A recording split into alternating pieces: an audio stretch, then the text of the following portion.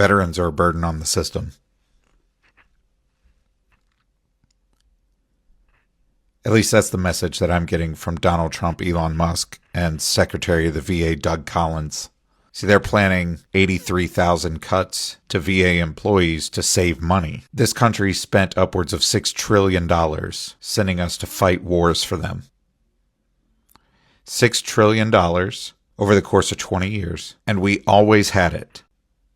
It was never a question of where that money was going to come from. It was always there. But when those millions of veterans stopped being useful to the federal government, when we stopped contributing to the federal government, we became a burden. You see, while we were on active duty or reserves, we were contributing to the system. We were a part of the machine. We had a role to play. But for a lot of us veterans, when we got out, we didn't. And so now the American taxpayer is just paying for us to exist. And because Donald Trump, Elon Musk, and Doug Collins don't feel like we contribute enough anymore, we are now a burden on the system.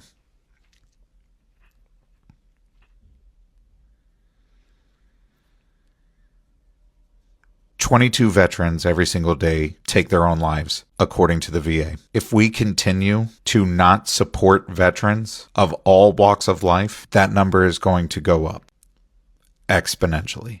We are not going back, and we're not going to just sit by and let two billionaires tell us how our tax dollars are going to get used when it comes to our veterans. We made a promise when people join the military, and we better hold up that promise. I don't care who's in the office in the White House. There's no way that a billionaire is going to tell us how to staff the VA system. That's right. If anything, we should be talking about how we're going to fund the VA system even further. We just passed the PACT Act, which means that more veterans have access to care because they were exposed during their service, just like me. I was 18 years old when I entered the military. I'm 50 years old now. I got 2 children. You mean to tell me that because I serve my country, that I'm not going to be able to live or not be able to access the VA system? That's fucking bull. And I am sorry for the language, but I'm pissed off, y'all. And I know millions of veterans across the country are just as angry as I am, and so are their family members. So we're here standing with our union brothers and sisters and veterans.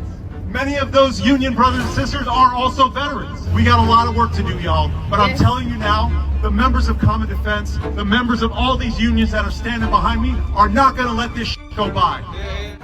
Shalom. I would like to give all honor, glory, and praises to Yahweh, Bahashem, Yahweh Shai, Bahashem, Rakakodash. I would like to give double honors to the apostles and the elders of Great Millstone. Salutations to all you sister Akim, pushing his word across the 4 corners of the world. Just another news update through the spirit, the power, and the vibration of Yahweh, Bahashem, Yahweh Shai. And this is an article from the NewYorkTimes.com, and the title says, VA Secretary says slashing 80,000 jobs is a goal, not a firm plan.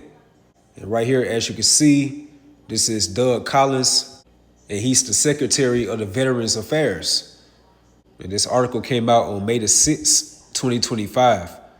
And it says, Veterans Affairs Secretary Doug Collins pushed back on reports that his department would slash over 80,000 jobs, arguing that figures cited in internal department memos were merely goals, and accusing Democrats of fear-mongering by saying the cuts will harm veterans' care. Our goal is a 15% decrease. Could be more, could be less, Mr. Collins told the Senate Veterans Affairs Committee in his first Capitol Hill testimony since being confirmed to President Trump's cabinet. He added that no one has discussed firing doctors and firing nurses. Mr. Collins said that Democrats' warning that the cuts could weaken veterans' health care were trying to scare my veterans and scare my employees. In heated exchanges with Democrats, Mr. Collins refused to say which jobs might be cut, arguing that it would be malpractice to publicize decisions not yet finalized. Democratic and independent lawmakers took umbrage at his caginess, accusing him of trying to cover up the impact of the cuts. The fact that you won't tell us what the contracts are that are being renegotiated makes me think there are things in those contracts that maybe you don't want us to know about. said Senator Angus King, independent of Maine, adding that the goal should be efficiency, not a quota. Senator Maggie Hassan, Democrat of New Hampshire, told Mr. Collins that most people, when they state a goal, decide they'll like to reach it before adding.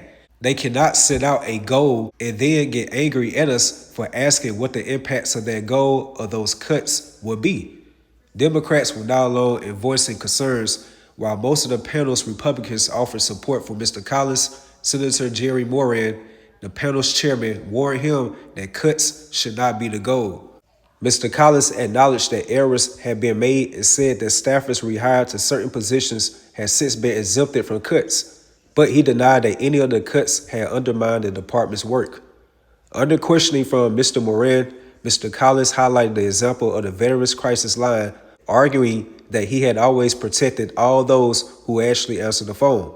He said that he personally decided to rehire all laid-off staff because we didn't want anybody to falsely accuse that we were not answering the line. He also said that the Trump administration planned to invest more in healthcare services, mentioning the $5 billion in extra VA funding that the Trump administration requested from Congress last week for the 2026 fiscal year. And honestly, me speaking as a man, I'm not buying it, because at the end of the day, this is an Edomite. And according to the Holy Scriptures, it reassures us through the spirit of Esau's characteristics and just who they truly are as a people. And according to the book of Psalm 55 and 21, it stated how the words of his mouth were smoother than butter. Because what we just read, this Edomite right here, Doug Collins, he's speaking as a lamb. So going back to the book of Psalm 55 and 21, how the words of his mouth are smoother than butter, but war was in his heart. So these so-called Caucasians who stem from the biblical line of Esau Edom cannot be trusted, especially within these critical times that we are currently in. And as you saw from the opening of this video, are those two military veterans sharing the same sentiment and pretty much the same talking points that they have toward this American government, of them not caring for their veterans, making these unrighteous decrees and policies. So therefore, a lot of these military veterans are being very vocal and they're enraged, and they have a very right to be. Like, as a very young age, you're 18, 19, or 20, and you're invested your blood, your sweat, your tears, your livelihoods, and even in certain cases, your limbs, your mental health, and also your lives into this American oppressive system that has been terrorizing these other foreign countries or nations for many years. And just for you to find out these so-called wars were all staged, monetarily funded by the international bankers, and it was all for capitalism and greed. So as a military veteran, you survived these wars that you went on tour to just to come back to this American system that does not care about you, nor defending your veteran cares benefits. And these so-called powers that be, these international bankers, they look at you military men or women as pawns, like you're just a chess piece of the smallest size and value, only to fit their financial, political, and military interests. Which is why Henry Kissinger made that statement, military men are dumb, stupid animals to be used as pawns for foreign policy. In a great movie, more so a classic, that gives you a little bit more insight how America's military wars are really just some BS at the end of the day, and it's all for financial gain. It's the movie First Blood that came out in 1982, starring Sylvester Stallone. His name within that movie was John Rambo. And John Rambo was a military veteran that fought within the Vietnam War. So he came back to America pretty much broke, hopeless, jobless. So he went on a rant how he operated on $1 million machinery over there at the Vietnam War. He did all this and all that for this American government, but just to return back home from the war, all broke. And he was like a time-ticking bomb that went on a rampage, and rightfully so. And that really shouldn't be the notion of a military veteran that invested their blood, their sweat, their tears, their livelihoods into a system only for them to turn their backs on them. That's cold-blooded. And let's get right quick. Ecclesiasticus 26, verse 28 within the GNT, and that's a Good News translation. And it says, there are two things that made me sad, and a third that makes me angry, a soldier who has become poor, intelligent people who are not respected, and a righteous person who turns to evil. So the point right here, a sad observation of a soldier who has become poor. Like you read into the history of our forefathers, like King Saul, King David, when they came back victorious from those wars, they were well off. They had a lot of substance. But fast forward to nowadays, within this American oppressive system, it's a troubling issue with military veterans being homeless within America. And that's a damn shame. And in regards to America, like for you to have your own military veterans to come out to the forefront and be very vocal about your hypocrisy, your lies, your disappointments, and etc., says a lot about the moral value of America, which is putting more shame and disgrace upon your so-called glory, which is an end-time biblical prophecy that's coming out more to the forefront within these latter times. And that takes me right to Habakkuk 2 verse 16. Thou art filled with shame for glory. So that shame goes into your disgrace. Like a lot of these Americans, including these military veterans, are losing their honor and respect for the so-called American flag and for what America stands for. And I did a recent video of an Edomite guy. He was just saying he's very shameful and humiliated by being called an American. So again, that aligns up with end-time biblical prophecies. It says again, thou art filled with shame for glory. Drink thou also and let thy foreskin be uncovered, because everything is coming out to the spotlight of America's wicked deeds and schemes. As is stated within Luke 8 and 17, for there is nothing hidden that will not be made manifest, nor anything secret that will not be known and come abroad. So within these end times, everything is coming out to the light of America's dark secrets, mysteries, agendas, and just total blatant lies. So again, thou art filled with shame for glory. Drink thou also and let thy foreskin be uncovered. The cup of the Lord Yahweh Bahashem Yahweh's right hand shall be turned unto thee, and shameful spewing shall be on thy glory. And that's a very damn shame for your own military veterans that literally put their lives on the front lines and to only be mistreated like this. Like, check out these major cities within America. You're going to see a growing plague of homelessness. And the majority of those people are military veterans, the ones who dedicated and devoted their lives for this so-called American standard. And that stance alone, these American military veterans coming out to the forefront on social media and being very vocal at these political rallies and bringing more light to the American public of America's unrighteous draconian decrees, policies, and their lack of care that they have towards these military veterans is only gravitating more momentum. So therefore, that spirit alone is arousing interest, motivation, and it's also inciting more American people to resist or rebel against this oppressive American government, especially these political public figures that are announcing these unrighteous decrees, which takes me right to Isaiah 19 verse 1 within the NLT, and that's the New Living Translation. And as you can see from the heading, a message about Egypt. And Egypt is a spiritual codified name for America. And it says, this message came to me concerning Egypt, again, America. Look, the Lord Yahweh Bahashem Yahushua is advancing against Egypt. So if you're against something, that means you're in opposition to. So if you're against something or somebody, that means that you're in opposition to. You have some type of hostility towards, which is the same sentiment that Yahweh Bahashem Yahushua have towards America, this great sinful kingdom. And everything that we see that's brewing within America is all for the controversy of Zion.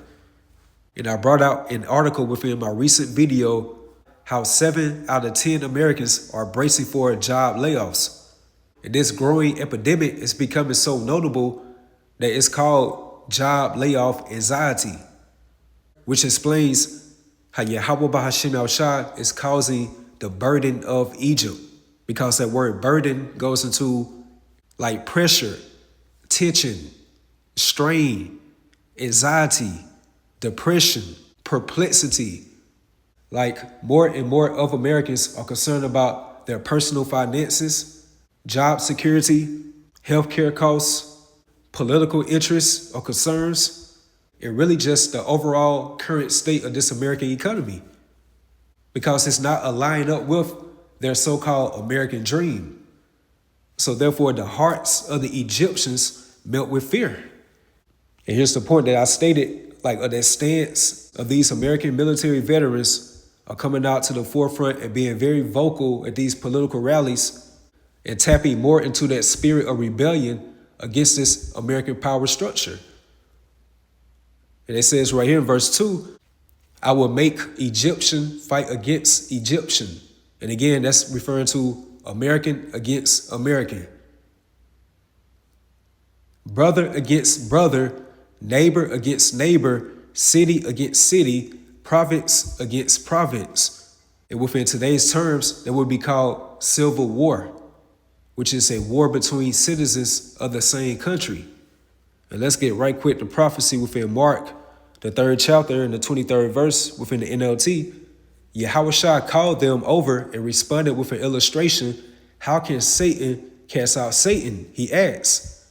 A kingdom divided by civil war will collapse.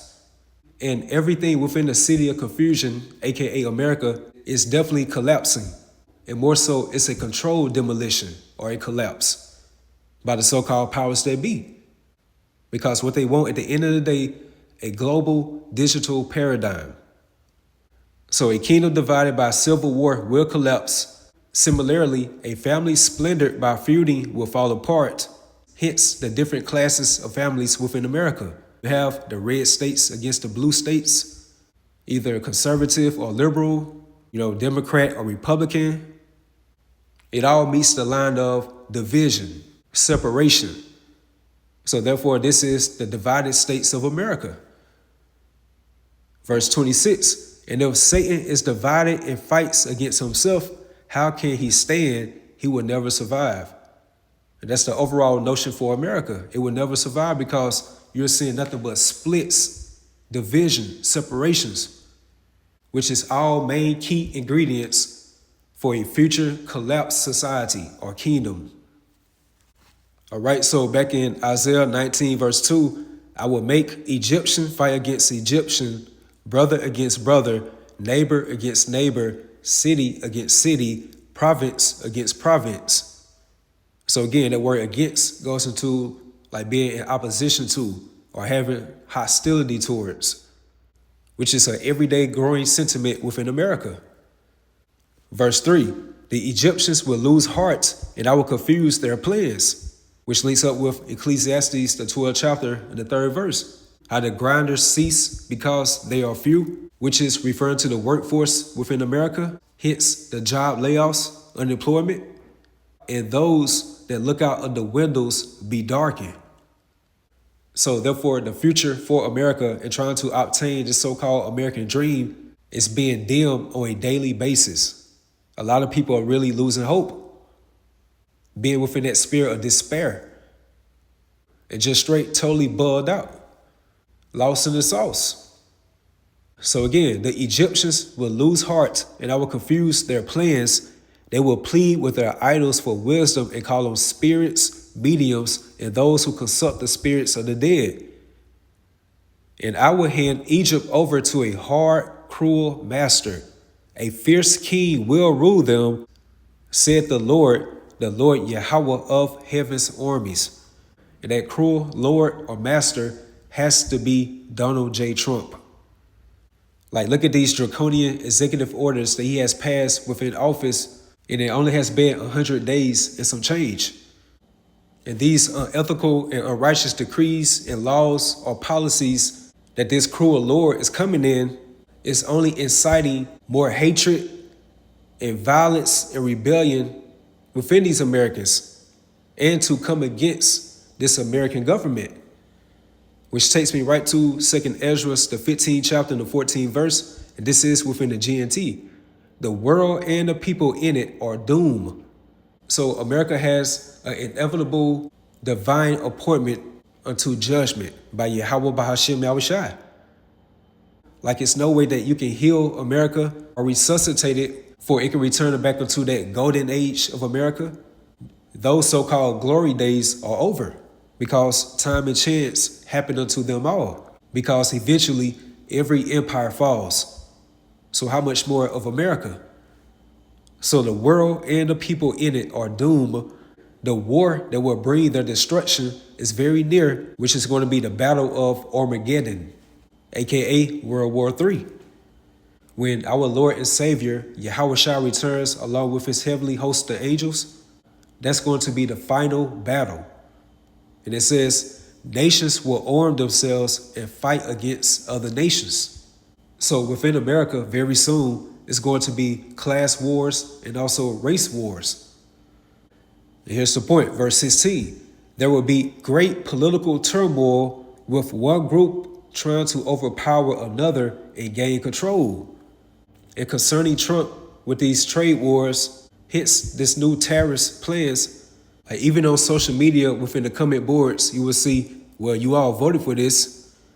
And in actuality, it really doesn't matter who you vote for because none of your votes really do matter or count because presidents are selected, not elected.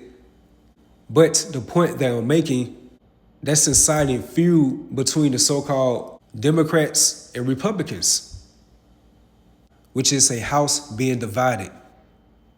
So again, there will be great political turmoil with one group trying to overpower another and gain control while ignoring the legitimate government. And that's because it's going to be heavy civil wars within America, and they are not going to regard their political figures.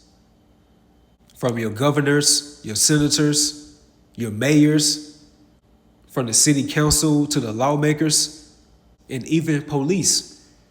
And as the same text is stated within the KJV version, how they should not regard their kings nor princes.